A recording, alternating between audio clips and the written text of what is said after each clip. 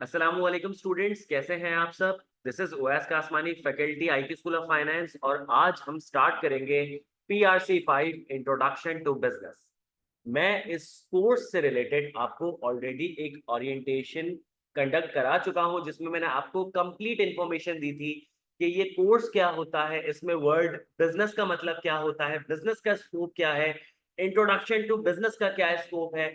हमने बात की थी कि इसका पेपर कैसे आता है, किस तरीके से इसे प्रिपेयर करने हैं, इसमें चैप्टर्स कितने हैं, चैप्टर्स को हमने कैसे ग्रिड्स में डिवाइड किया हुआ है, तमाम चीजों पे हमने डिटेल में बात की थी। अगर किसी ने वो ओरिएंटेशन मिस कर दी है तो कोई मसले की बात नहीं है, मैं आपको वो ओरिएंटेशन प्रोवाइड कर दूंगा। सही है। यहाँ पे एक छोटा सा मैं आपको क्विक रिकैप दे दूं कि इंट्रोडक्शन टू बिजनेस यानी कि PRC 5 में आपके पास 10 चैप्टर्स मौजूद हैं, जो कि आपको टेबल ऑफ कंटेंट में अब नजर आ रहे होंगे। सही है। ये आप 10 चैप्टर्स के नाम देख लें। उसके बाद फिर मैं लेक्चर स्टार्ट करता हूं, और जो भी आप सवालात मुझसे पूछ रहे हैं मैं उन सबको आंसर करूंगा जहां पे मुझे थोड़ा सा बीच में टाइम मिलेगा। कोई भी इंशाल्लाह क्यूरी अनआंसर्ड नहीं जाएगी। तो यहाँ पे आपके पास 10 चैप्टर्स है। अगर आप लेफ्ट साइड पे देखते हैं तो चैप्टर नंबर 1 से लेके 10। मिड में आप देखते हैं तो उनके नाम नजर आ रहे हैं: nature of business, ownership of business, organisation of business, sources of business, finance, information system, business ethics, marketing concepts, human resource strategies, business operations of a manufacturing organization, and industries of Pakistan। Right side पे देखते हैं तो आपको number of pages नजर आ रहे हैं, जिसके बारे में मैंने आपको ओरिएंटेशन में बता दिया था कि यहाँ पे आपको वैसे तो 172 और एग्जैक्टली बुक के एंड में आपको 190 या 192 पेजेस नजर आएंगे, बट इन रियलिटी आपके पास 140 पेजेस हैं।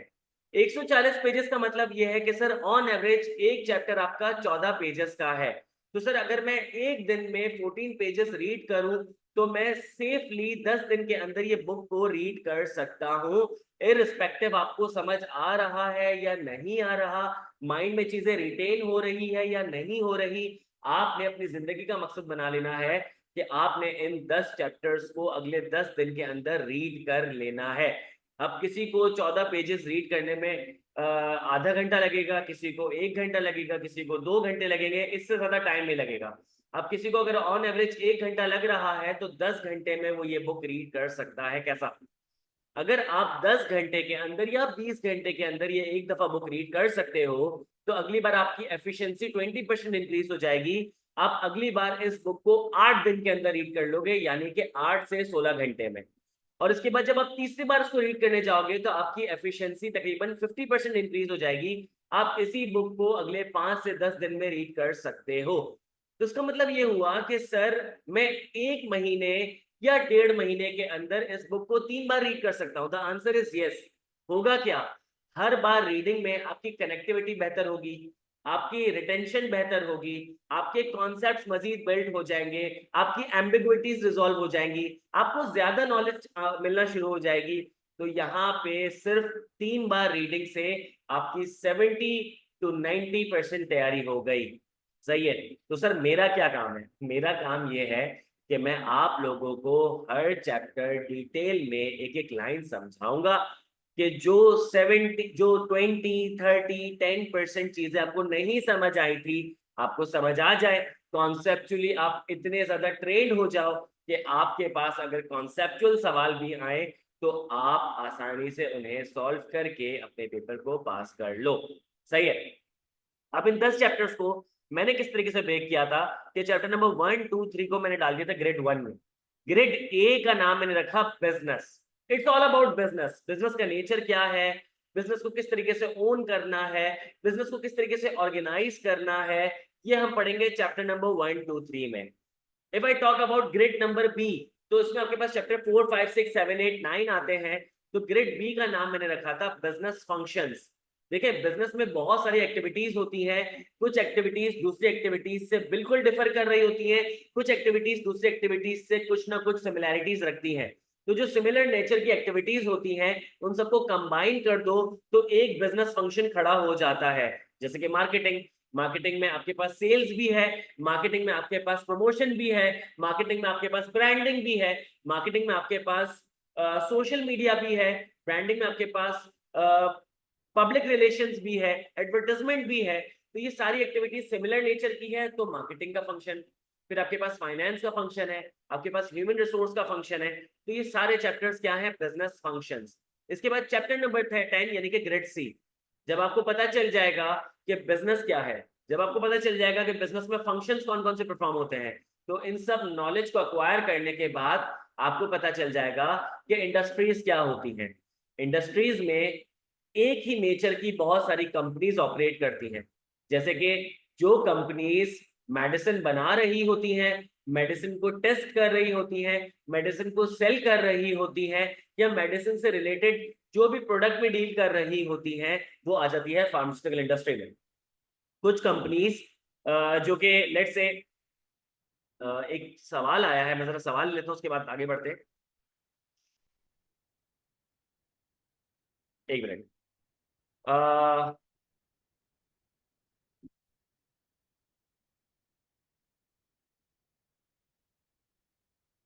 चैप्टर वाली स्क्रीन शो नहीं हो रही है। चैप्टर वाली स्क्रीन क्यों नहीं शो हो रही है, मैं चेक कर लेता हूँ। जी, काइंडली मुझे बता दें, अब आपके सामने स्क्रीन शेयर हो रही है। नुमान सुबहान खान वालेकुम अस्सलाम, बिलाल अली वालेकुम अस्सलाम। साथ अब नजर आ रही है, ठीक है। बुक कौन सी book, where to get it. देखें, ये जो आपके पास स्टडी टेक्स्ट है, ये मैं आपको व्हाट्सएप ग्रुप पे शेयर कर दूंगा, ठीक है, सेंड कर दूंगा। आप चाहो तो उसको प्रिंट निकलवा लो, आप चाहो तो अपनी बुक परचेज कर लो, आप चाहो तो किसी स्टेशनरी से बुक बाय कर लो, या फिर किसी से बोरो कर लो, इट्स योर कॉल। पीडीएफ आपको फ्री ऑफ कॉस्ट मिल जाएगी, ठीक है। जी अली जान, आपका कोई सवाल है तो प्लीज पूछ ले।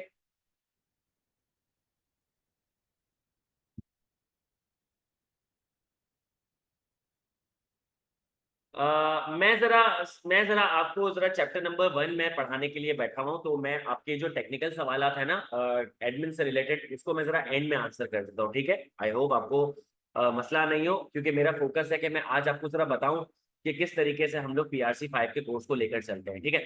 मैं बात कर रहा था इंडस्ट्रीज की।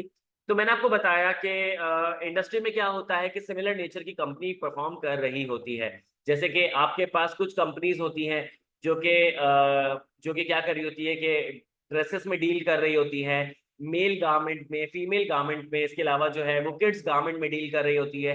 कुछ जो है वो डिजाइनिंग के पॉइंट ऑफ व्यू से काम कर रही होती है, कुछ लोग मैन्युफैक्चरिंग के पॉइंट ऑफ व्यू से काम करती है, कुछ ट्रेडिंग के पॉइंट ऑफ व्यू से काम करती है। वो सब आ जाती है टेक्सटाइल इंडस्ट्री में। तो आपके पास पाकिस्तान में बहुत सारी इंडस्ट्रीज है, लेकिन कुछ इंडस्ट्रीज पाकिस्तान की इकोनॉमी में बहुत ज्यादा पॉजिटिवली कंट्रीब्यूट कर रही हैं। तो चैप्टर नंबर 10 में हम उन इंडस्ट्रीज को पढ़ेंगे, जैसे कि pharmaceutical industry, textile industry, power sector, oil and gas exploration industry. तो इन तमाम इंडस्ट्रीज को हम डिटेल में पढ़ेंगे, सही है। अब हम स्टार्ट करते हैं चैप्टर नंबर 1, जिसका नाम है nature of business. Nature of business, तेरे जो नाम है ना नेचर ऑफ बिजनेस, इसमें वर्ड नेचर का मतलब समझते हैं। देखिए, नेचर का मतलब होता है एवरीथिंग। नेचर का मतलब होता है everything. Nature includes everything, nature is everything. जैसे मैं अपनी बात करूं, मेरा एक नेचर है।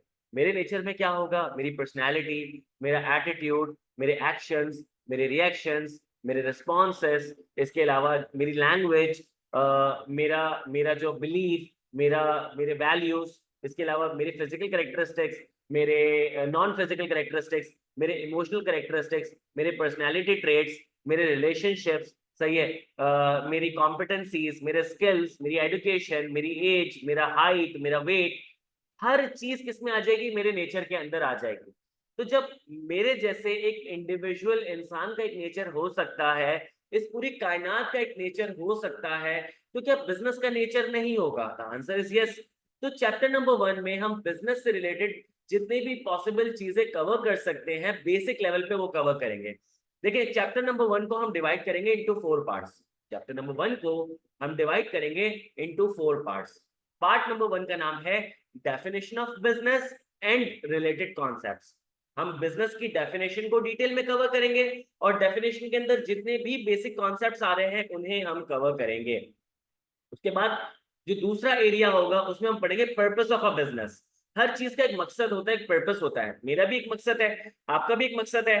तो सर, बिजनेस का मकसद क्या है, हम जरा वो डिटेल में पढ़ेंगे।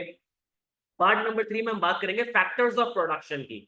सर देखें, बिजनेस में हम कुछ ना कोई चीज, कोई ना कोई चीज तो प्रोड्यूस कर रहे होते हैं, तभी हम वो कस्टमर को प्रोवाइड करते हैं। सही है।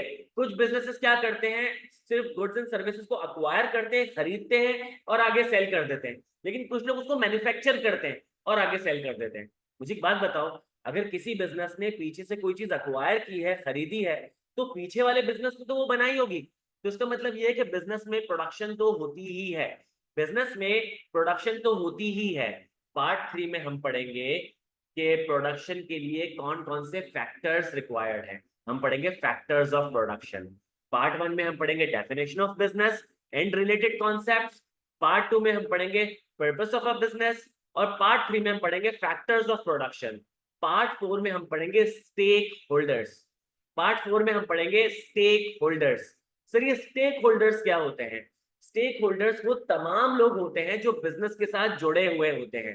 देखो, अगर लेट सपोज मुझे भूख लग रही है और मेरी जेब में सिर्फ 100 रुपए पड़े हुए हैं, तो मैं अपने घर से नीचे उतरूंगा, सामने फ्राइज का कार्ट लगा हुआ होगा, मैं उसके पास जाऊंगा, मैं उसको कहूंगा यार कि मुझे फ्राइज खिलाओ, वो मुझे 100 रुपए की फ्राइज देगा, तो मैं उसको 100 रुपए दूंगा। अब मुझे एक बात बताओ कि यहाँ पे अगर मुझे भूख लग रही होती, मेरी जेब में 1 लाख रुपए होते, लेकिन अगर मैं एक जंगल में खड़ा हुआ होता, तो वो क्या 1 लाख रुपए मेरे काम आते? बिल्कुल भी नहीं आते।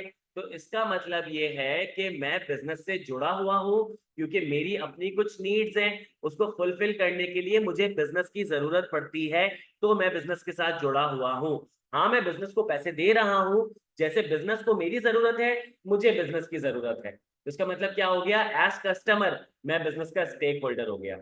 सिमिलरली, बिजनेस जो गुड्स एंड सर्विसेज प्रोवाइड कर रहा है, तो वो गुड्स एंड सर्विसेज बनाता भी तो होगा। तो वो जो फ्राइज का जो कार्ट है, तो वो कहीं ना कहीं से आलू लेता होगा, कहीं ना कहीं से वो ऑयल लेता होगा, कहीं ना कहीं से वो इलेक्ट्रिसिटी लेता होगा, इसके अलावा वो और जगह पे पैसे वगैरह देता होगा। तो बिजनेस के साथ जुड़े होते हैं सप्लायर्स।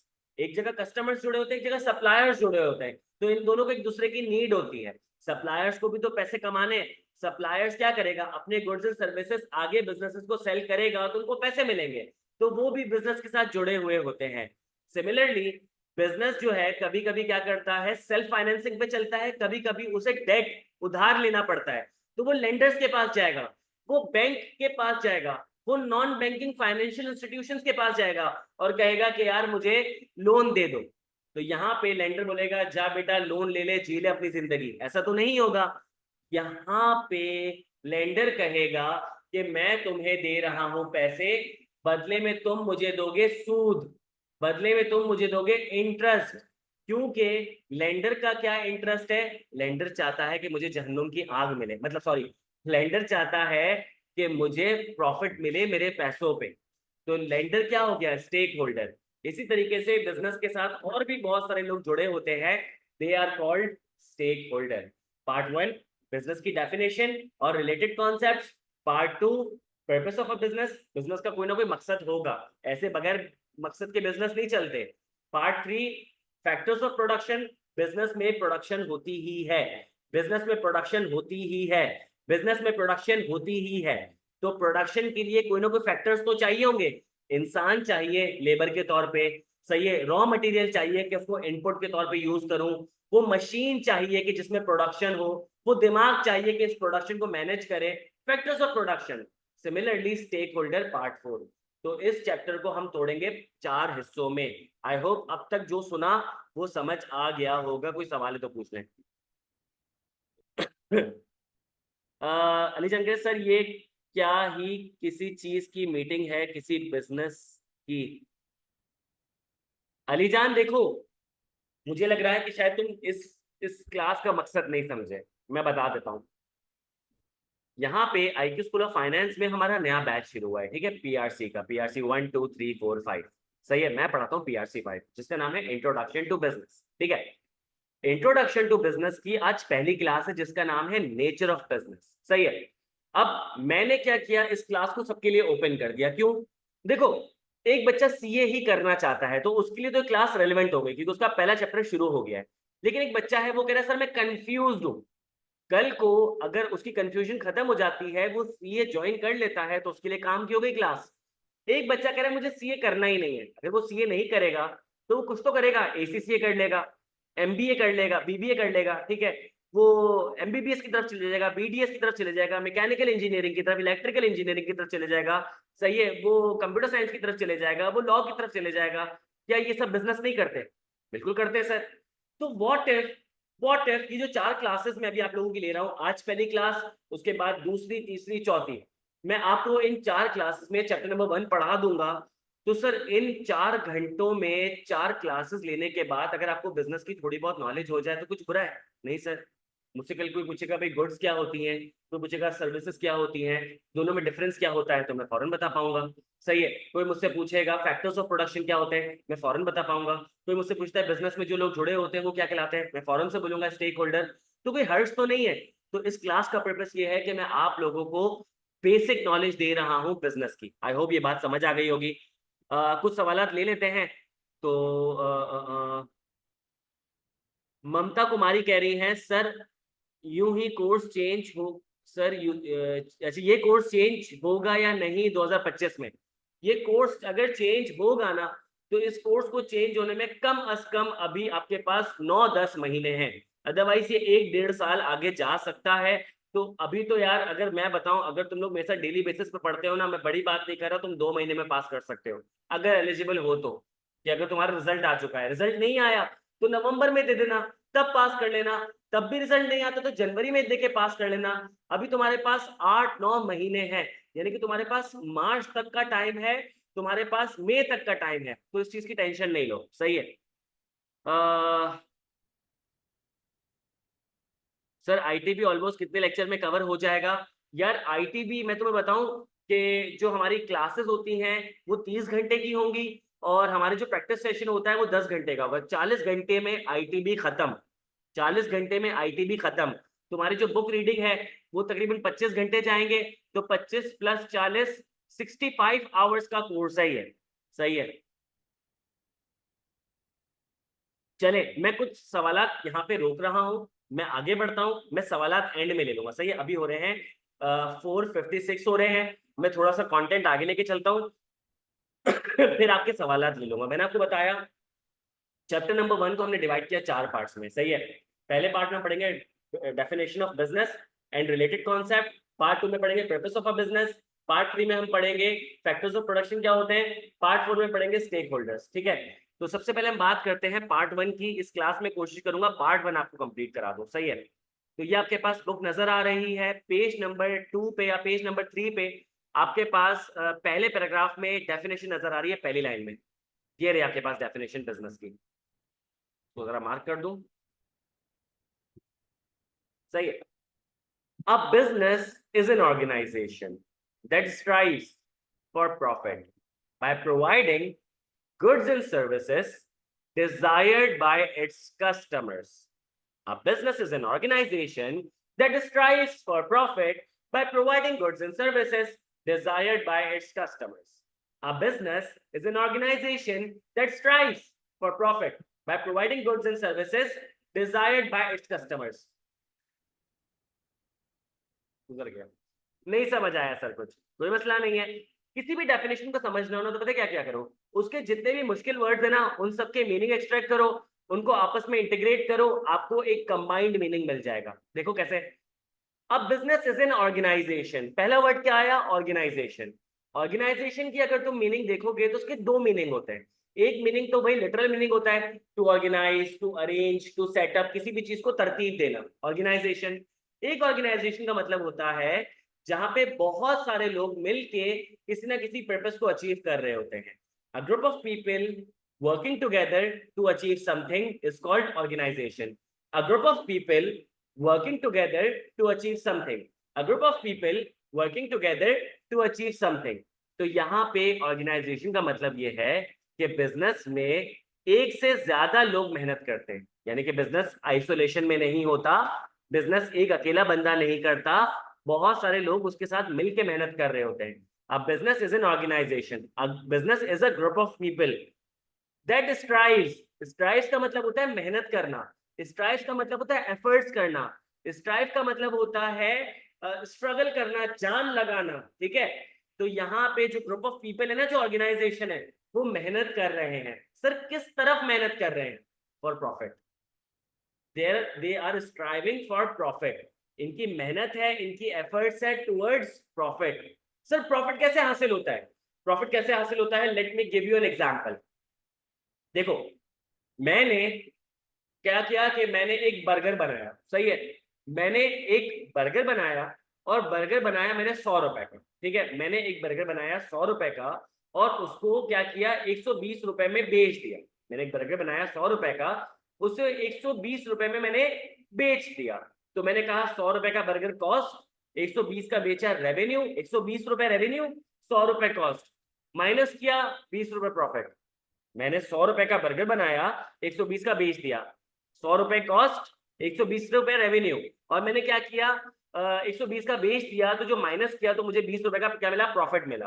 तो यहाँ पे आपकी कैलकुलेशन बहुत स्ट्रांग होनी चाहिए। क्यों? देखो, जो मैंने 100 रुपए का बर्गर बनाया है, उसके अंदर सिर्फ मेकिंग कॉस्ट नहीं है, उसके अंदर सिर्फ जो है ब्रेड की और बाकी सारी चीजों की कॉस्ट नहीं है, उसके अंदर इलेक्ट्रिसिटी की भी कॉस्ट होनी चाहिए, उसके अंदर रेंट की कॉस्ट भी होनी चाहिए, उसके अंदर लेबर की कॉस्ट भी होनी चाहिए, उसके अंदर मार्केटिंग की कॉस्ट भी होनी चाहिए, सारी चीजों की कॉस्ट मिला के होनी चाहिए कॉस्ट। तो यहाँ पे जो मैंने बर्गर बनाया था वो 50 रुपए का था, इलेक्ट्रिसिटी रेंट और सारी कॉस्ट मिला के वो 100 रुपए का हुआ, मैंने उसको कितने का बेचा, 120 रुपए का। तो कॉस्ट और रेवेन्यू, रेवेन्यू में से कॉस्ट माइनस किया तो बच गया प्रॉफिट। तो यहाँ पे जो ऑर्गेनाइजेशन होती है, ग्रुप ऑफ पीपल होता है, वो स्ट्राइव करता है, वो क्या करता है, मेहनत करता है टुवर्ड्स व्हाट, प्रॉफिट्स। अभी प्रॉफिट कैसे आते हैं? By providing goods and services. ये जो मैंने बर्गर दिया था ना, ये गुड्स था, ये जो मैंने बर्गर दिया ना, ये गुड था, ठीक है। सर सर्विसेज क्या होती है? सर्विसेज का मतलब ये है कि मैंने आपको टेबल दी है, यहाँ पे बैठ के खा ले, इसके अलावा मैंने आपको पंखा दिया हुआ है, इसके नीचे बैठ के खा ले, इसके अलावा मैं आपको टिश्यू दे रहा हूँ, इसके अलावा हैंड सैनिटाइजर दे रहा हूँ, स्माइल करके बात कर रहा हूँ, आपकी कंप्लेन सुन रहा हूँ, आपसे फीडबैक ले रहा हूँ। ये क्या है? ये सर्विसेज है, सही है। यहाँ जो मैं बैठ के आपको इंट्रोडक्शन टू बिजनेस पढ़ा रहा हूँ, ये क्या है? ये सर्विस है। अभी जो मैं नाई के पास जाके बाल छिलवा कर आया हूँ, ये क्या है? सर्विसेज है। तो या तो बिजनेसेस गुड्स प्रोवाइड करेगी, या बिजनेसेस सर्विसेज प्रोवाइड करेगी, या दोनों प्रोवाइड करेगी, डिजायर्ड बाय इट्स कस्टमर्स। अगला वर्ड क्या है? डिजायर्ड। ये बड़ा इंपॉर्टेंट है।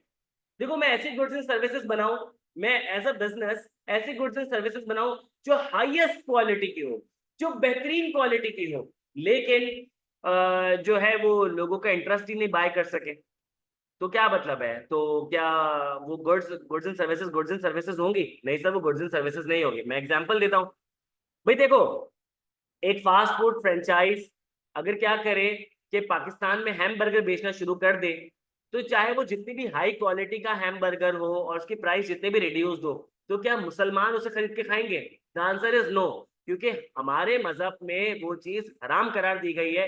तो इसका मतलब ये है कि आप अच्छी से अच्छी क्वालिटी की चीज बनाओ, but when it is not desired in the market by the people, तो इसका मतलब ये है कि वो गुड्स एंड सर्विसेज नहीं कहलाएंगी। बाय इट्स कस्टमर्स, कस्टमर्स कौन? आप और मैं। अब यहाँ पे अगर याद करो, मैंने आपको जब ओरिएंटेशन दी थी, मैंने आपसे कहा था कि हमारी पर्सनल लाइफ और हमारी प्रोफेशनल लाइफ अलग अलग नहीं होती। हमारी पर्सनल लाइफ हमारी प्रोफेशनल लाइफ होती है, हमारी प्रोफेशनल लाइफ हमारी पर्सनल लाइफ होती है, दोनों एक ही चीज होती है। इस डेफिनेशन का आखिरी वर्ड उसी को रिप्रेजेंट कर रहा है कि सर बिजनेस की डेफिनेशन में ओनर का नाम नहीं है, बिजनेस की डेफिनेशन में ओनर का नाम नहीं है, कस्टमर का नाम है। बिजनेस की डेफिनेशन में ओनर का नाम नहीं है, कस्टमर का नाम है। तो सोचो कि यू एंड आई, जो हम लोग बिजनेस भी नहीं कर रहे, उसके बावजूद भी हमारा नाम बिजनेस की डेफिनेशन में है, तो मेरा पॉइंट प्रूफ हो गया कि पर्सनल लाइफ और प्रोफेशनल लाइफ एक ही होती है। Desired by is customers. Customers दो किस्म के होते हैं, कस्टमर्स दो किस्म के होते हैं, कस्टमर्स दो किस्म के होते हैं। कस्टमर नंबर वन, वो कस्टमर जो कि गुड्स एंड सर्विसेज परचेज करने के बाद उसे बिजनेस यूज में ले जाए, सही है। वो कस्टमर जो कि गुड्स एंड सर्विसेज परचेज करने के बाद बिजनेस यूज में ले जाए, वो कहलाएगा बिजनेस। वो कस्टमर जो कि गुड्स एंड सर्विसेज परचेज करने के बाद पर्सनल यूज में ले जाए, नॉन बिजनेस यूज में ले जाए, वो कहलाएगा कंज्यूमर। अब मैं एग्जांपल देता हूँ पहले कंज्यूमर की। भाई देखो, मैंने क्या किया, एक दुकान से मैंने चावल परचेज किए, एक दुकान से मैंने चावल परचेज किए। चावल परचेज करने के बाद मैंने अम्मी को दे दिए और अम्मी को कहा अम्मी इसकी बिरयानी बना दो। अम्मी ने इसकी बिरयानी बना दी, मैंने खा ली, तो इसका मतलब क्या है, मैं हूँ कंज्यूमर। सही है। फिर दूसरी एग्जाम्पल, मैंने दुकान से चावल परचेज किए, मैंने चावल परचेज किए और मैंने क्या किया, गरीबों को दे दिए, तो मैं क्या हूँ, कंज्यूमर। मैंने चावल परचेज किए, मैं एक पागल आदमी हूँ, मैंने चावल पानी में बहा दिए, मैं क्या हूँ, कंज्यूमर। मतलब मैंने खुद खा लिए, किसी और को दे दिए, जाया कर दिए, मैं उसको बिजनेस यूज में नहीं लेके गया, मैं उसे बिजनेस यूज में नहीं लेके गया, मैं हूँ कंज्यूमर। दूसरे एक और एग्जांपल में, मैंने चावल परचेज किए, मैं अपनी दुकान में गया, मैंने उसकी बिरयानी बनाई और मैं उस 150-150 रुपए की बिरयानी एक एक पाव बेचना शुरू कर दी, तो मैं क्या हो गया, बिजनेस। मैं अपने बिजनेस यूज में वो चावल ले गया, मैं अपने बिजनेस यूज में वो चावल ले गया। मैंने क्या किया, एक व्हाइट बोर्ड परचेज किया, व्हाइट बोर्ड परचेज करके इंस्टीट्यूट में चिपका दिया और मैं बच्चों को वहां पे पढ़ा रहा हूँ, तो वो क्या, मैं क्या कहलाऊंगा, मैं कहलाऊंगा बिजनेस। मैंने व्हाइट बोर्ड परचेज किया, मैं अपने घर पे ले गया, मैंने अपने बच्चे को दे दिया कि उसमें वो खेले, उसको खराब करे, तो यहाँ पे मैं क्या हूँ, कंज्यूमर।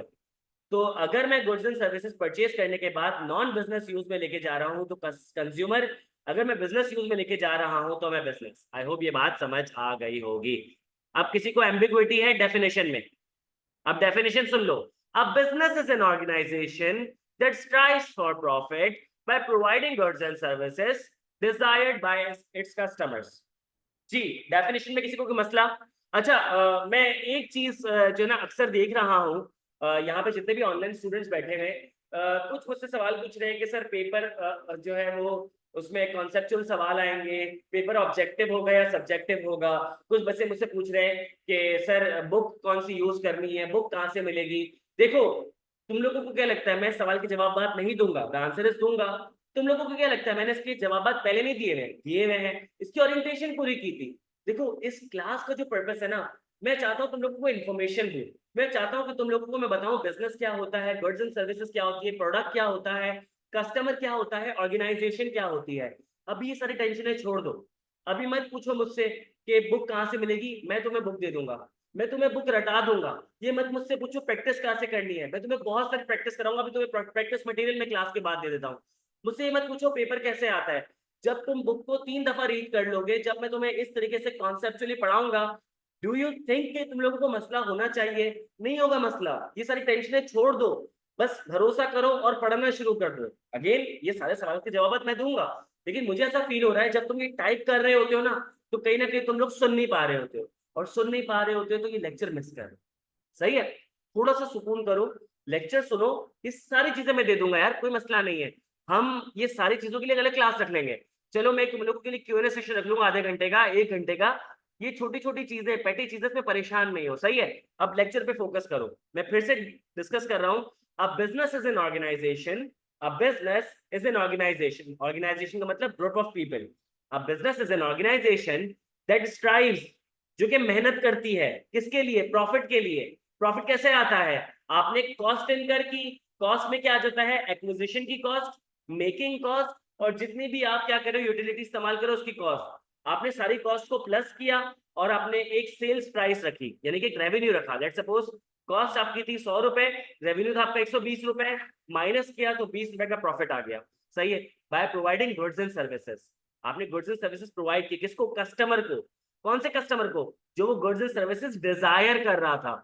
कस्टमर अगर वो गुड्स एंड सर्विसेज परचेज करके अपने पर्सनल यूज में ले जाए, नॉन बिजनेस यूज में ले जाए, तो वो कहलाएगा कंज्यूमर। वही customer goods and service purchase करने के बाद अपने बिजनेस यूज में ले जाए, यानी कि उसको प्रॉफिट में सेल कर दे या उसको मैन्युफैक्चरिंग में यूज कर ले, तो वो कहलाएगा बिजनेस।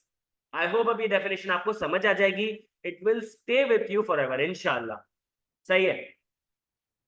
डेफिनेशन से रिलेटेड कोई सवाल है तो पूछने, वरना मैं आगे बढ़ू।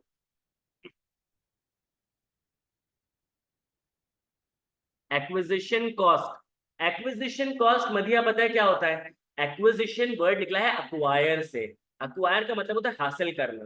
देखो, मैंने क्या किया, ये मोबाइल फोन सुनना, ये मोबाइल फोन मैंने परचेज किया 30,000 रुपए का, ये मोबाइल फोन मैंने परचेज किया 30,000 रुपए का, तो मेरी एक्विजिशन कॉस्ट क्या होगी, बताओ, मेरी एक्विजिशन कॉस्ट क्या होगी? जी, 30,000 रुपए, वेरी गुड।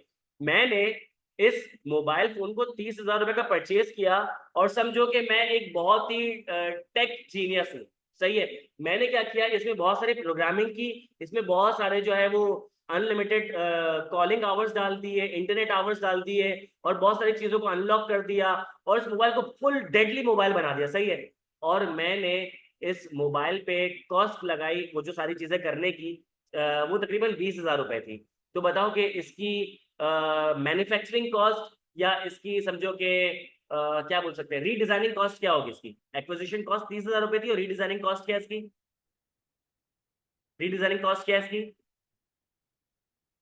जी, 20,000 रुपए। तो 30 + 20 मेरी टोटल कॉस्ट कितनी हो जाएगी, 50,000 रुपए। मुझे एक बात बताओ, क्या है मोबाइल में 35,000 का बेचूंगा, क्या मोबाइल में 35,000 का बेचूंगा? नहीं, मैं 50,000 रुपए से ऊपर बेचूंगा। मैं 60 का बेचूंगा, 70 का बेचूंगा, 1 लाख का बेचूंगा, 1.5 लाख का बेचूंगा, सही है। एक थी एक्विजिशन कॉस्ट, मैं खरीद के लाया। चावल की एग्जांपल ले लो, मैंने 1 किलो चावल लिए, 1 किलो चावल थे लेट सपोज 100 रुपए के, सही है। मैंने 1 किलो चावल दिया, एक्विजिशन कॉस्ट 100 रुपए। मैंने मुर्गी ली 500 रुपए की, सही है, एक्विजिशन कॉस्ट 600 रुपए, 100 रुपए के चावल, 500 रुपए की मुर्गी। मैंने मसाले लिए 100 रुपए के, एक्विजिशन कॉस्ट 700 रुपए। मैंने 700 रुपए की कॉस्ट इनकर की, और मैंने उसकी बिरयानी बना ली, तो उसमें इलेक्ट्रिसिटी वगैरह यूज हुई 100 रुपए की, तो 800 रुपए में बिरयानी बनके तैयार हो गई। तो क्या मैं बिरयानी को लेट सपोज उसमें बेचूंगा 10 700 रुपए की बेचूंगा? नहीं सर, कॉस्ट 800 रुपए की थी, 700 की थोड़ी बेचूंगा। मैं उसको 800 रुपए से ऊपर बेचूंगा, मैं इसको 900, 1000, 1100, 1200 की बेचूंगा। तो ये होती है एक्विजिशन कॉस्ट। एक होती है एक्विजिशन कॉस्ट खरीद के लाना, फिर एक होती है मैन्युफैक्चरिंग कॉस्ट, सही है। आई होप ये बात आपको समझ आ गई होगी। Let's move forward. सही है। अब अगला पैराग्राफ है हमारे पास, goods are tangible items that can be held, touched and stored, सही है, ये मैं बात कर रहा हूं। Services are intangible offerings of business that cannot be held, touched and stored.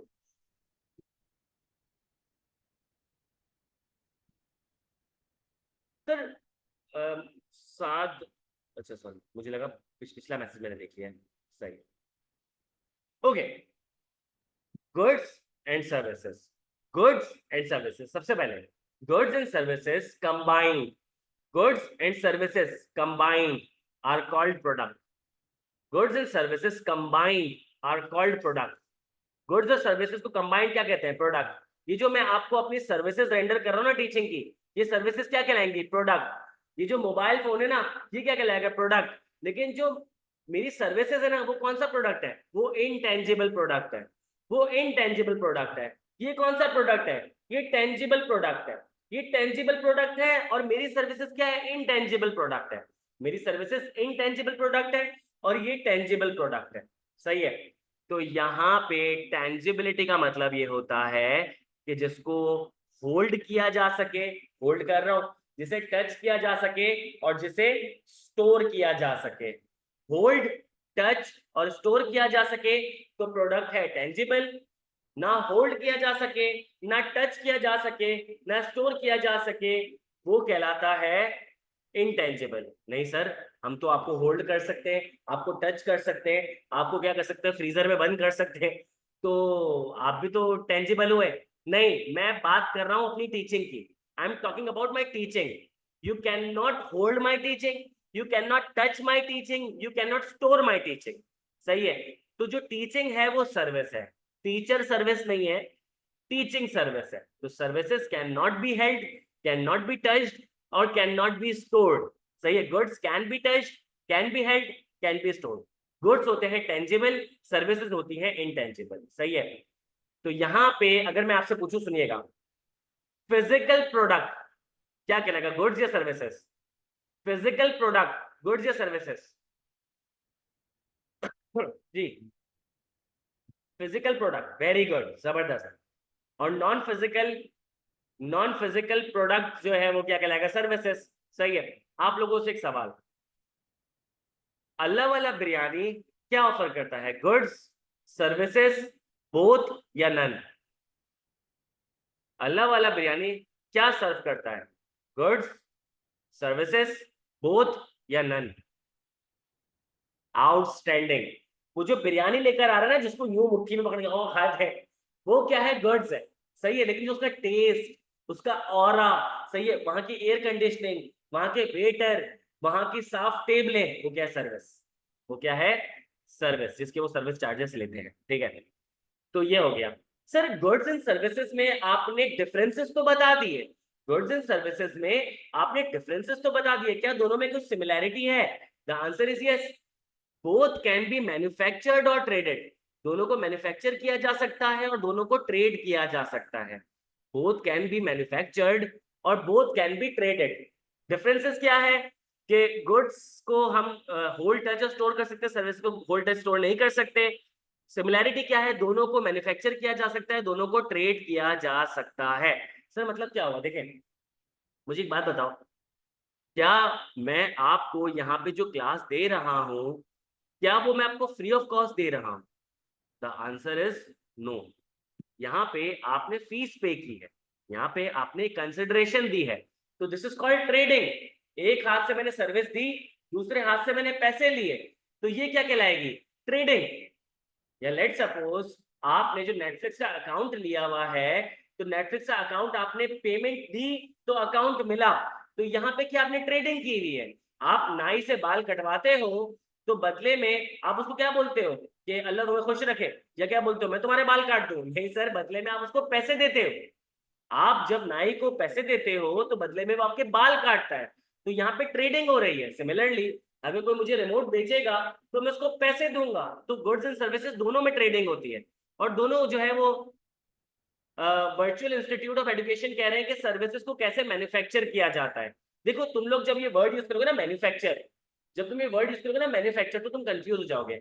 Manufacture के सिनोनिम्स होते हैं, मैन्युफैक्चर के सिनोनिम्स होते हैं। मैन्युफैक्चर का एक सिनोनिम होता है प्रोड्यूस, सही है। मैन्युफैक्चर का एक आपके पास सिनोनिम होता है प्रोड्यूस, सही है। तो आप गुड्स एंड सर्विसेज को प्रोड्यूस करते हो। भाई मैं अपनी बात करूं, ये जो मैं सर्विसेज रेंडर कर रहा हूं, मुझे एक बात बताओ, अगर मैंने ये PRC 5 की बुक नहीं पढ़ी होती, मैंने इसमें टाइम, पैसे, एफर्ट्स नहीं लगाई होती, तो क्या मैं तुम लोगों को PRC 5 पढ़ा सकता था? सर इस बुक को पढ़ने से पहले अगर मेरी प्रायर नॉलेज, मेरी प्रायर एजुकेशन नहीं होती, तो क्या मैं तुम लोगों को ये कोर्स पढ़ा सकता था? लेट सपोज अगर मैं रास्ते में भीख मांग रहा होता और मुझे आके बोलता कि काम करो PRC 5 की बुक रीड करके कल से पढ़ाने आ जाओ, तो क्या मैं पढ़ा सकता था? The answer is no. मैंने ये स्किल डेवलप की है, मैंने स्किल प्रोड्यूस की है, मैंने स्किल को मैन्युफैक्चर किया हुआ है। तो यहाँ पे सर्विसेज को भी मैन्युफैक्चर, या फिर ज्यादा इजी वर्ड जो है वो है प्रोड्यूस, या उससे आसान या एक्सेप्टेबल वर्ड है वो है डेवलप। तो both can be developed and both can be traded, सही है। Very good, very nice. I hope ये बात आपको समझ आ गई होगी, सही है। ये मैं इसको मार्क इसलिए भी कर रहा हूँ, एमसीक्यूज के लिए एरियाज इंपॉर्टेंट है। डायरेक्टली भी पूछे जा सकते हैं, मैं फिर से कह दूं, डायरेक्टली भी पूछे जा सकते हैं, या फिर कॉन्सेप्चुअली पूछे जा सकते हैं। मुझे एक बात बताओ, बच्चे अक्सर घबराते हैं, सर कॉन्सेप्चुअल सवाल आएंगे हम क्या करेंगे? यार मुझे एक बात बताओ, अब जब ये 3 लाइनें मैंने तुम्हें समझा दी है, अब तुम्हारे पास जितना भी टेढ़ा क्वेश्चन आ जाए, तुम क्या जवाब नहीं दे सकते? बताओ। इन 3 लाइनों की बात कर रहा हूँ, ये आगे की बात नहीं कर रहा। अब इन 3 लाइनों में जितना भी टेढ़ा क्वेश्चन आ जाए, जवाब नहीं दे सकते? दे सकते हो। तो इंस्टेड इंस्टेड तुम 50 किस्म के सिनेरियो बेस्ड क्वेश्चंस को सॉल्व करो। इस बुक को रीड करो ना यार, इस बुक से बाहर पेपर नहीं आएगा। अब मैं तुम्हें बताऊंगा स्टैटिस्टिकली पेपर किस तरीके से आता है। स्टैटिस्टिकली पेपर ऐसा आता है कि 100 मार्क्स का पेपर है, 50 एमसीक्यूज है, मैं बड़ी बात नहीं कर रहा, 20 से 25 एमसीक्यूज, 20 से 25 एमसीक्यूज आपके पास पता है कैसे आते हैं? आपके पास आते हैं बुक की लैंग्वेज। 20 से 25 एमसीक्यूज आते हैं आपके पास आते हैं बुक की लैंग्वेज। चले सर 20 आ गए, 20 का मतलब है 40 मार्क्स आपकी बुक से आ गए। अगर बुक रीड करके नहीं जाओगे तो ये 40 मार्क्स लूज कर जाओगे। अरे ये तो मुझे आता था, मैंने बुक रीड नहीं की है, अरे ये तो मुझे आता था, बुक में मैंने रीड नहीं की है।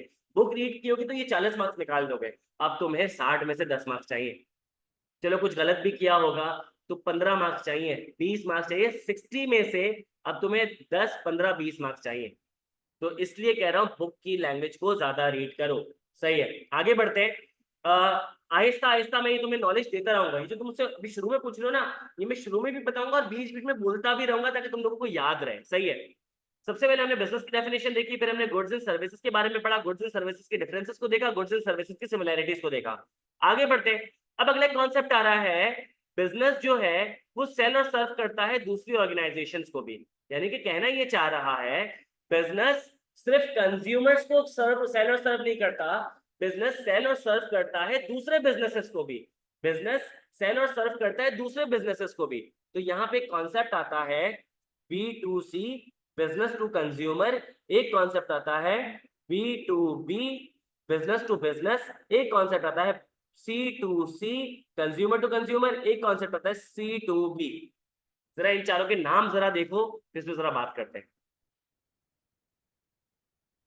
अब्दुल रहमान, पहली बात तो ये, तुम्हें माजरत करने की जरूरत नहीं है। इट्स ऑनलाइन क्लास, कभी कभी मेरे साथ मसले हो सकते हैं, कभी कभी तुम्हारे साथ मसले हो सकते हैं। मैं बाकी स्टूडेंट से पूछ लेता हूँ, क्या आप सबको मेरी आवाज का इश्यू हो रहा है? अगर हाँ तो मसला मेरी तरफ से, बता दे काइंडली। बाकी लोगों को इश्यू नहीं हो रहा। माजरत यार अब्दुल रहमान, तुम्हारा नेट का इश्यू चल रहा है, मैं बहुत माजरत चाहता हूँ। अगर तुम्हें बहुत ज्यादा इश्यू हो रहा है ना, तो मैं तुम्हें ये रिकमेंड करूंगा कि अभी तुम क्लास बंद कर दो, उसकी रिकॉर्डिंग ले लेना। अगर कोई मसला होता है मुझसे व्हाट्सएप पे डिस्कस कर लेना, क्योंकि अगर मेरी आवाज तुम्हारे पास कॉन्स्टेंटली कट रही तो मैं मजा नहीं आ रहा होगा, तुम इरिटेट हो रहे होगे। तो इंस्टेड अभी सुकून से क्लास बंद कर दो। ये क्लास खत्म होती है इंशाल्लाह मैं तुम्हें रिकॉर्डिंग शेयर कर दूंगा, ठीक है? चले, अब यहाँ पे कुछ कॉन्सेप्ट आ रहे हैं, B2C, B2B, C2C and C2।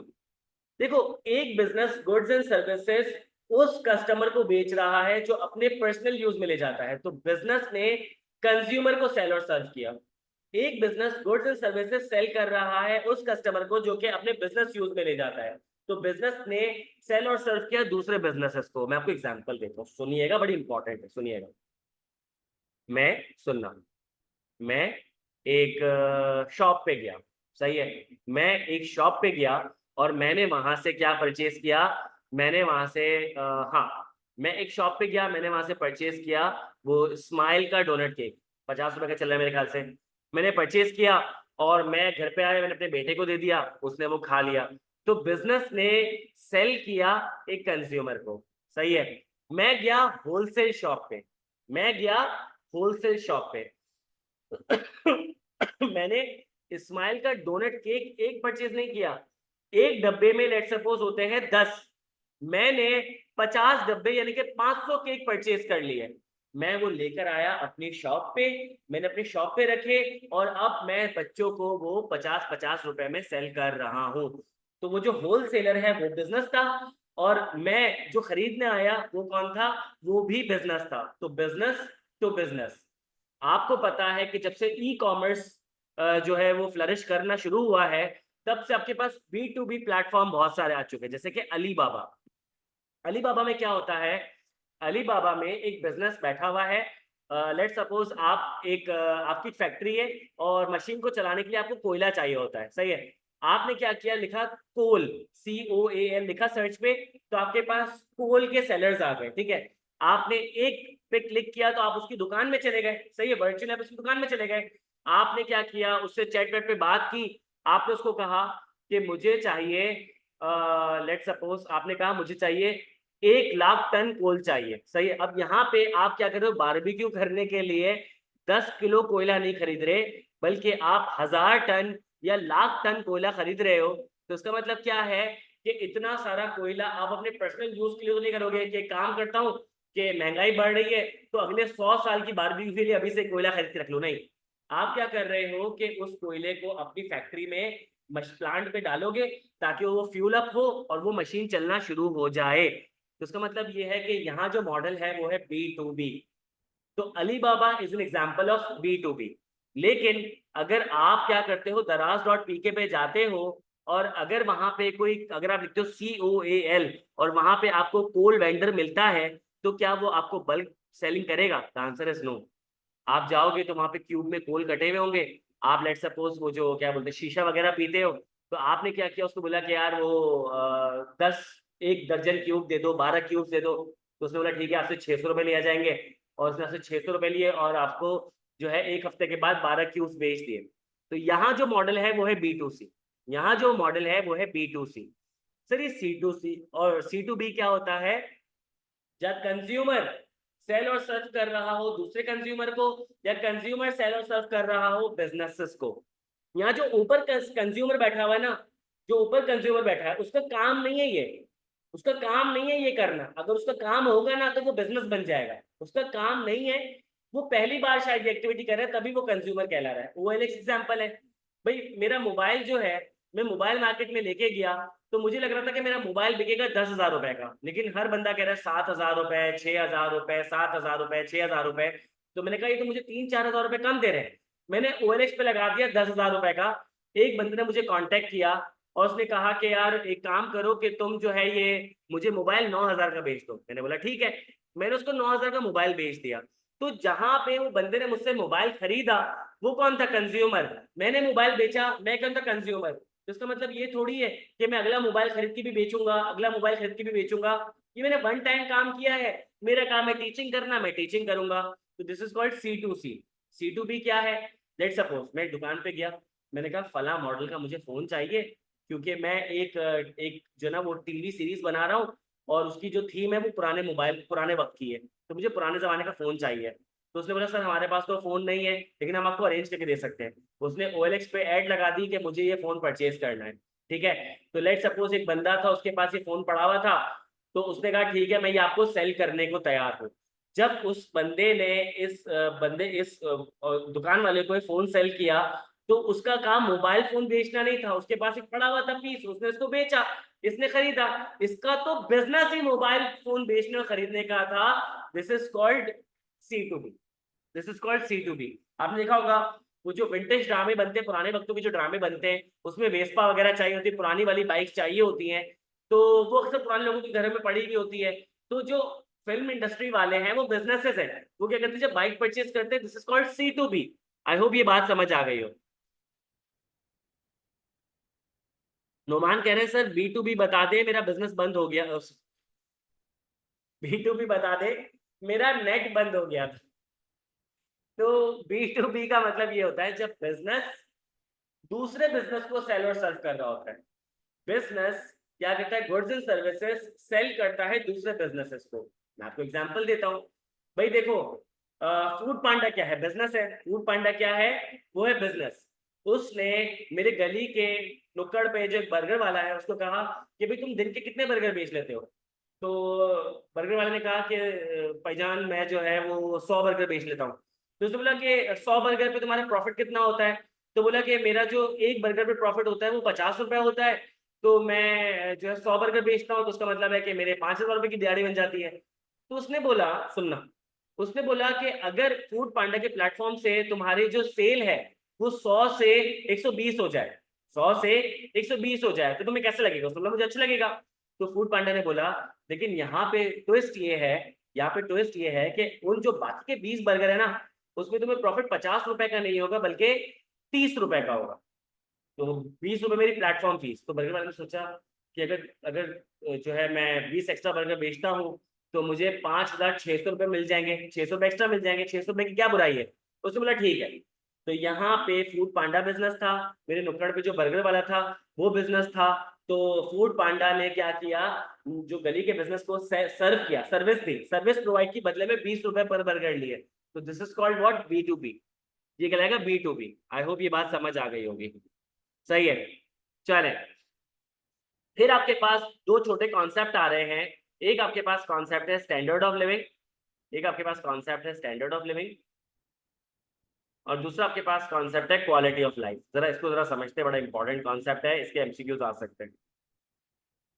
देखें, स्टैंडर्ड ऑफ लिविंग, सही है। स्टैंडर्ड ऑफ लिविंग का मतलब ये होता है कि आपके मुल्क में एक साल के अंदर जितने भी गुड्स एंड सर्विसेज प्रोड्यूस हुए उन सबकी प्राइसेस को प्लस कर दो। जितने भी गुड्स एंड सर्विसेज प्रोड्यूस हुए उन सबकी प्राइसेस को प्लस कर दो। एग्जाम्पल, 2023 में आपके पास पूरे साल में 1 लाख रुपए के गुड्स एंड सर्विसेज प्रोड्यूस हुए थे। डन। फिर आप क्या करो, उसे डिवाइड कर दो कि आपके मुल्क में 2023 में जितने भी लोगों की इनकम थी ना उन सबको प्लस कर दो, उससे डिवाइड कर दो। आपने टोटल इनकम जो निकाली वो बनी 70,000 रुपए। तो जब आपने 70,000 रुपए को 1 लाख से डिवाइड किया तो आपके पास आंसर आया 70%। तो 70% is called standard of living. इसका मतलब ये है कि आपके पास टोटल इनकम कितनी मौजूद है आपके गुड्स एंड सर्विसेज को बाय करने के लिए, आपके पास टोटल इनकम कितनी मौजूद है आपके गुड्स एंड सर्विसेज को बाय करने के लिए, is called standard of living. The standard of living of any country is measured by the output of goods and services people can buy with the money they have. लोगों के पास कितनी income है कि वो goods and services by कर सकते हैं, is called standard of living. Sir देखिए, स्टैंडर्ड ऑफ लिविंग में जितना ज्यादा न्यूमरेटर हाई होगा ना, जितनी ज्यादा इनकम हाई होगी, जितनी ज्यादा इनकम हाई होगी ना, उतना बेहतर स्टैंडर्ड ऑफ लिविंग होगा। जितनी आपके पास डिनोमिनेटर हाई होगा ना, उतना बुरा आपका स्टैंडर्ड ऑफ लिविंग होगा। लेकिन क्या सर, स्टैंडर्ड ऑफ लिविंग को क्या मैं आइसोलेशन में समझ सकता हूँ? The answer is no. Apparently 70% sounds good, apparently 70% sound good कि यार हर बंदा जो है अपनी इनकम को पूरा खर्च कर दे तो अपने मुल्क के 70% गुड्स एंड सर्विसेज परचेज कर सकता है। Very good, this is good number. लेकिन आइसोलेशन में स्टैंडर्ड ऑफ लिविंग को काउंट नहीं किया जाता, मेजर नहीं किया जाता। आप क्या करते हो, स्टैंडर्ड ऑफ लिविंग को कंपेयर करते हो किसी और कंट्री के स्टैंडर्ड ऑफ लिविंग से। आपके पास 2023 का स्टैंडर्ड ऑफ लिविंग आया 70%, आपने इंडिया के स्टैंडर्ड ऑफ लिविंग से कंपेयर किया, उनका आ रहा है 80%। इसका मतलब ये है कि पाकिस्तान का एक बंदा अपने पूरी इनकम को खर्च कर दे तो क्या कर सकता है, मुल्क का 70% गुड्स एंड सर्विसेज परचेज कर सकता है, इंडिया वाला 80% गुड्स एंड सर्विसेज परचेज कर सकता है, तो इंडिया वाला 10% हमसे ज्यादा उसका स्टैंडर्ड लिविंग ज्यादा है। तो स्टैंडर्ड लिविंग को आप सिंपल लैंग्वेज में कह सकते हो परचेजिंग पावर। हमारी परचेजिंग पावर इंडिया वालों से 10% कम है,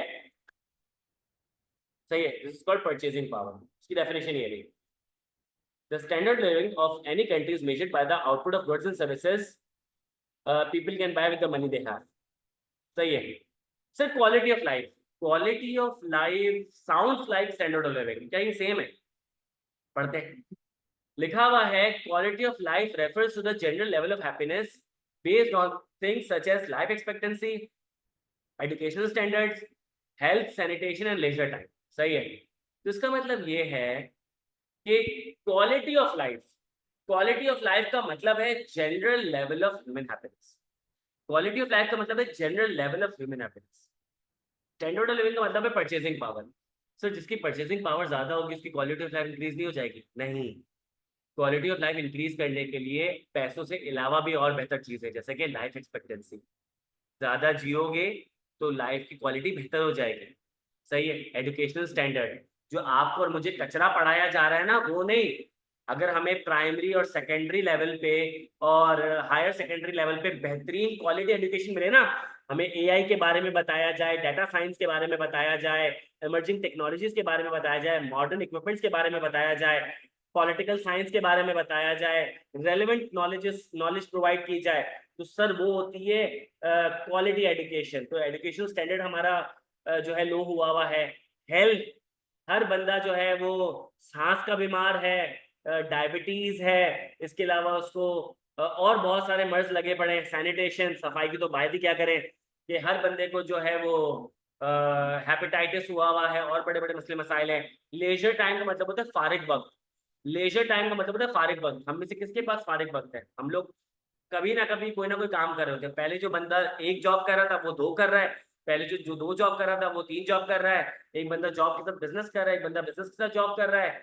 तो यहाँ पे जो है वो लोगों को बिजी रखा गया है। बच्चे जो है स्कूल की पढ़ाइयों में लगे हुए हैं, फिर अलग अलग और जो है वो कोचिंग सेंटर्स में जा रहे होते हैं, तो लेजर टाइम तो किसी के पास भी नहीं है। तो क्वालिटी ऑफ लाइफ जो है वो पैसों पे बेस नहीं करती है, बल्कि वो पीस ऑफ माइंड पे बेस करती है। चार चीजें जो है फैक्टर है स्टैंडर्ड ऑफ लिविंग को मेजर करने के लिए। दो फैक्टर है, एक आपके पास total number of goods and services produced plus आपके पास टोटल इनकम। यहाँ पे क्वालिटी ऑफ लाइफ में आपके पास 5 फैक्टर्स है। क्या? Life expectancy, education standard, health, sanitation and leisure time. I hope ये दोनों आपको समझ आ गए होंगे। सर सवाल पूछा जाएगा, सुनना, सवाल पूछा जाएगा कि स्टैंडर्ड ऑफ लिविंग कौन प्रोवाइड करता है? The answer is business create goods and services that are the basis of our standard of living. तो स्टैंडर्ड ऑफ लिविंग कौन प्रोवाइड करता है? बिजनेस। स्टैंडर्ड ऑफ लिविंग कौन प्रोवाइड करता है? बिजनेस। सही है। सर क्वालिटी ऑफ लाइफ कौन प्रोवाइड करता है? It's a combined effort of business, government and not for profit organisation. Not for profit organisation मैं आपको चैप्टर नंबर 2 में पढ़ाऊंगा, याद रखिएगा। जबरदस्त, आगे बढ़ते हैं। सही है। अब इसके बाद प्रॉफिटेबिलिटी की बात हो रही है। सर प्रॉफिटेबिलिटी को मेजर करना है तो profitability can be measured through key variable such as revenue, cost and profit. Simple formula है सर। लेट सपोज मेरे पास रेवेन्यू जो है, अगर मैं उसमें से रेवेन्यू ज्यादा है और आपके पास कॉस्ट कम है तो आपके पास होगा प्रॉफिट। सही है। रेवेन्यू कम है और कॉस्ट ज्यादा है तो आपके पास होगा लॉस।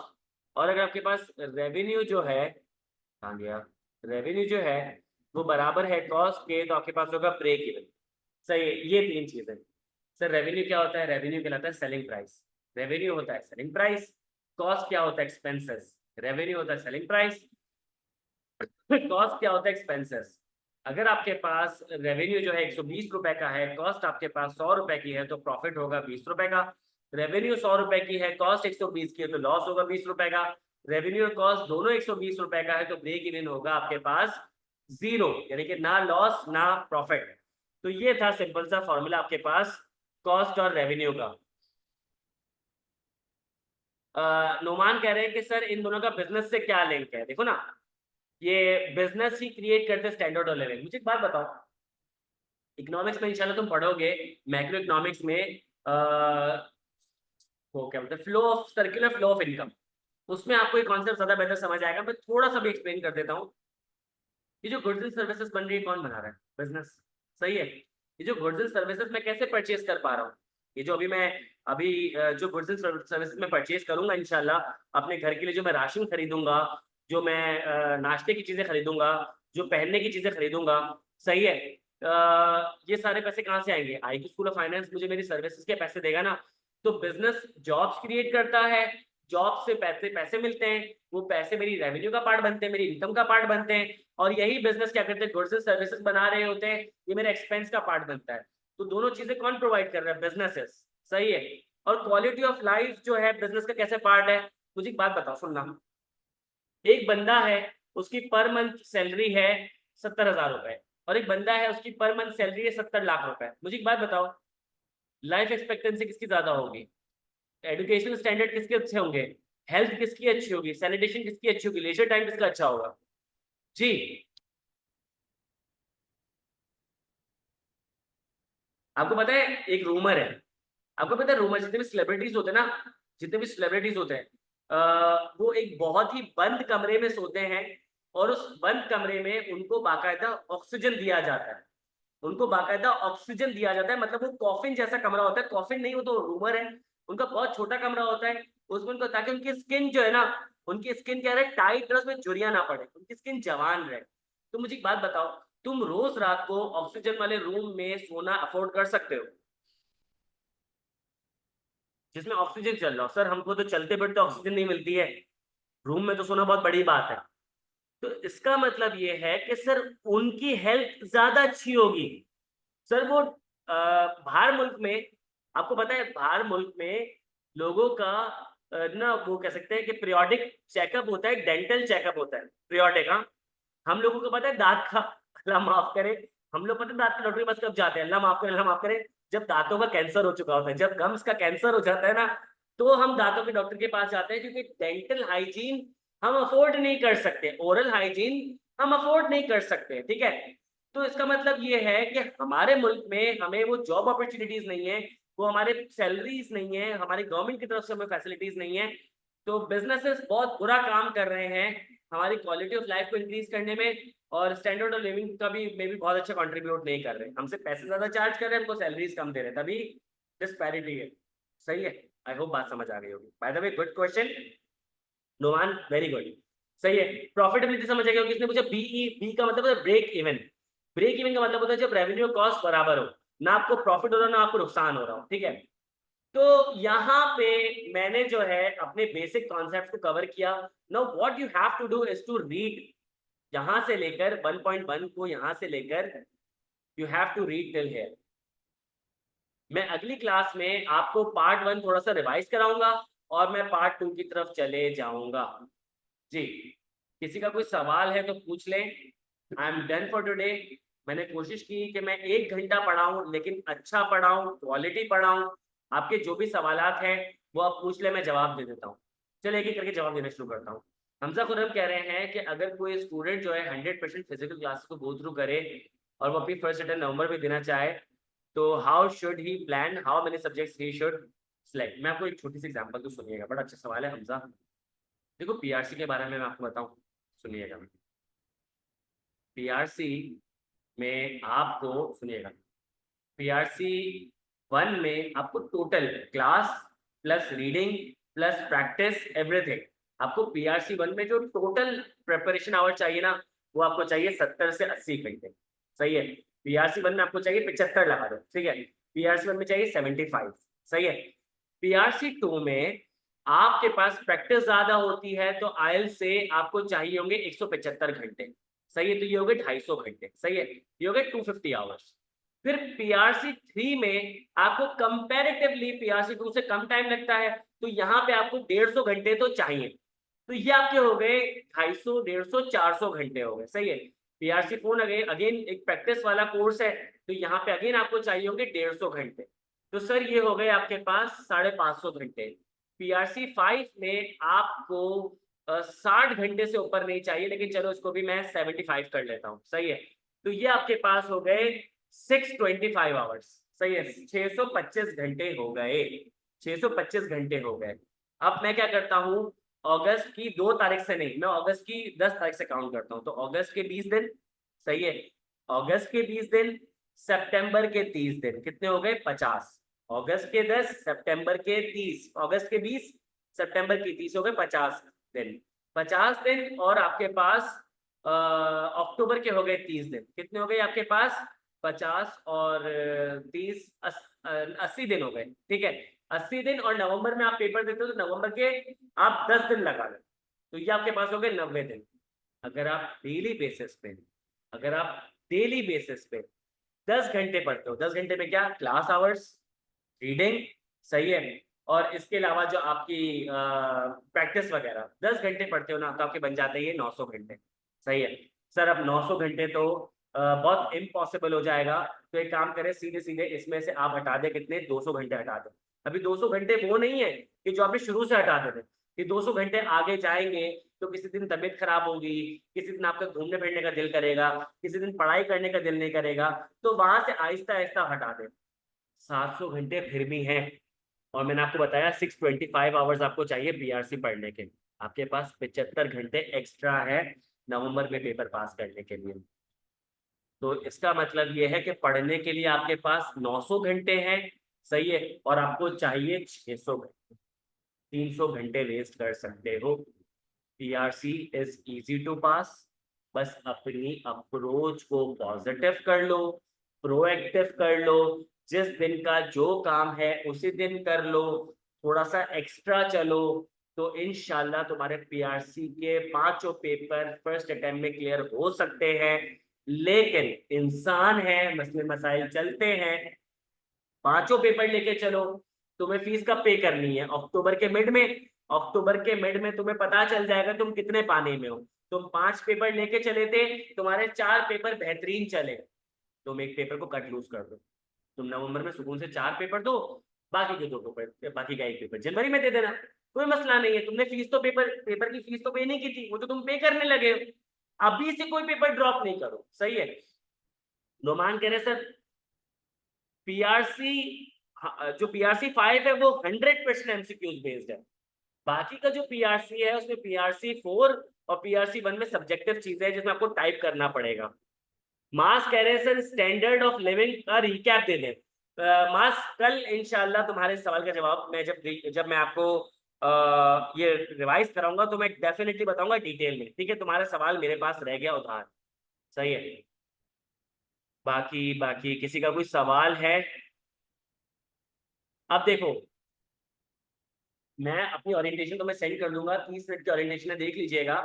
लेकिन यहाँ मैं बता दूं, देखिए, स्टडी टेक्स्ट के अलावा कोई बुक नहीं, स्टडी टेक्स्ट के अलावा कोई बुक नहीं, स्टडी टेक्स्ट के अलावा कोई बुक नहीं, स्टडी टेक्स्ट के अलावा कोई बुक नहीं, निकाह हो गया। स्टडी टेक्स्ट के अलावा कोई बुक नहीं, स्टडी टेक्स्ट पढ़िए। ठीक है। दूसरा, मैं आईकैप के 500 एडिशनल प्रैक्टिस क्वेश्चंस कराऊंगा, 500 पर पेपर, पर सब, पर चैप्टर 50 एमसीक्यूज। ठीक है। 500 आई कैप का मॉडल पेपर कराऊंगा 550, सही है।